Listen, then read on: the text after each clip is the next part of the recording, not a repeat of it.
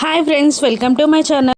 పిక్నిక్లో భాగంగా అమర్ పిల్లలందరినీ ఒక అనాథాశ్రమానికి తీసుకెళ్తాడు. ఇక అక్కడున్న పిల్లలందరికీ ఈ నలుగురు పిల్లల చేత ఆ అనాథలకి కావలసిన వస్తువులు, కొత్త బట్టలు అన్నీ ఇప్పిస్తూ ఉంటాడు. ఇక అంజు వాళ్ళందరికీ అవన్నీ ఇచ్చేశాక డల్గా ఒక చోట కూర్చుంటుంది. ఏమైందమ్మా అని అమర్ కూడా వచ్చి అంజు పక్కన కూర్చుంటాడు. ఏం లేదు డాడ్, ఆ అనాథలని చూస్తుంటే నాకు చాలా బాధగా ఉంది డాడ్.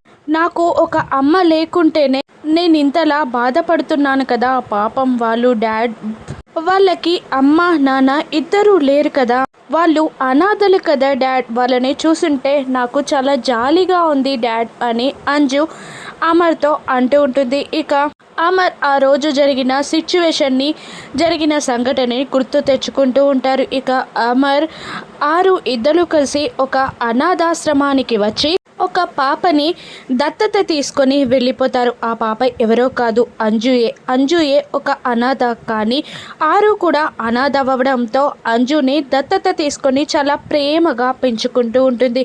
ఆ మాటలన్నీ గుప్తా గారు వినిస్తారు. మరోవైపు భాగ్య రాథోడ్ కూడా అంజు అమర్ల మాటలని వింటూ ఉంటారు. ఇక అంజు అమర్ భుజంపై వాలిపోయి ఇలా అంటూ ఉంటుంది, నేను చాలా లక్కీ డాడ్. నువ్వు, నానమ్మ, తాతయ్య, రాథోడ్ అందరూ నాకు తోడుగా ఉన్నారు డాడ్.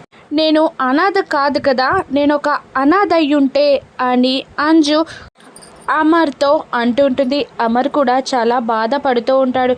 ఇక అంజు అనాథ అన్న విషయం అంజుకి తెలిసిపోతుందా? రాను ఎపిసోడ్స్లో చూద్దాం. Thank you for watching.